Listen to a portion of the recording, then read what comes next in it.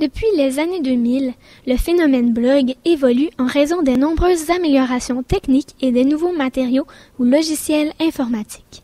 Généralement, un blog est créé pour publier régulièrement des articles sur certains sujets qui définissent les pensées de l'auteur.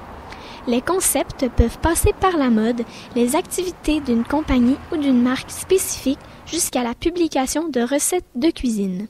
Par exemple, Le Cahier est un blog populaire qui regroupe plusieurs sujets et qui est toujours à l'affût des nouvelles tendances. Fondatrice et rédactrice en chef du blog, Camille Desgé et toute son équipe ont su rendre chaque article unique et captivant.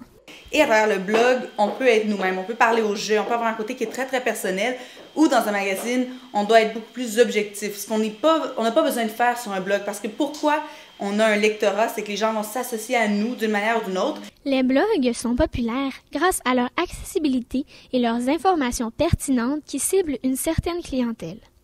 Contrairement aux magazines, les articles sont parfois soutenus par des documents multimédia comme des vidéos ou des images. Étant donné la grande liberté éditoriale, plusieurs blogueurs se permettent de vanter des marques ou certains magasins. De ce fait, quelques-uns parviennent à acquérir une source de revenus.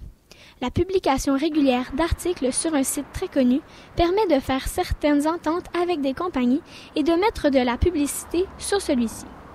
Lorsqu'il y a présence de liens affiliés vers d'autres sites marchands, les blogs peuvent recevoir de l'argent selon le nombre de consultations. En ce qui concerne Le Cahier, Camille Desgé a choisi une toute autre approche. Oui, c'est sûr que c'est une passion, mais on génère des revenus qui viennent de la publicité. Pour l'instant, les revenus ne pourraient pas nécessairement être le salaire d'une personne. Donc, c'est sûr que tout le monde qui travaille ici travaille pour Code Morse. Et ceux qui écrivent sur Le Cahier, en fait, le font de façon bénévole. Tous les revenus sont en ce moment remis en fait dans la boucle pour faire de la publicité.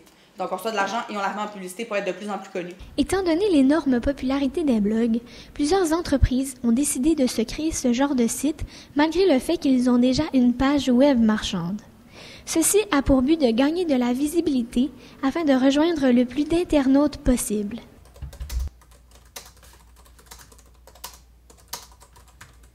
Les blogs permettent aussi d'échanger et de répondre à certains questionnements ou demandes des clients. Ils permettent d'établir un lien plus intime avec les gens. De plus, un blog est plus intéressant qu'un site Internet d'entreprise car les informations sont traitées différemment et le contenu peut être plus utile. Après toutes ces informations sur les blogs, il est certain que ce phénomène grandira de jour en jour en raison des nombreux internautes qui s'intéressent à ce sujet. C'était Florence Desmeules pour le Cégep Marie-Victorin à côté des bureaux de rédaction du blog Le Cahier.